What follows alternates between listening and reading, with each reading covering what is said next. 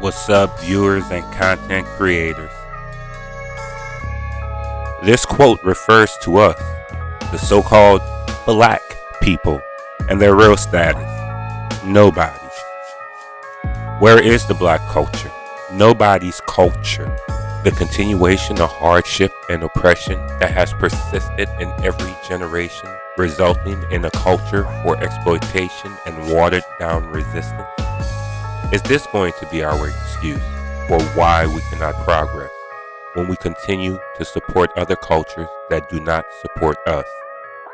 The Bay industry has always been deeply impacted by what can be identified as the elements of destruction, which has had a devastating impact on these industries, including 1.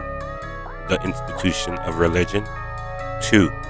The misrepresentation of an ethnic group of people through inappropriate designations, terms, or labels, and 3. Foreign influences.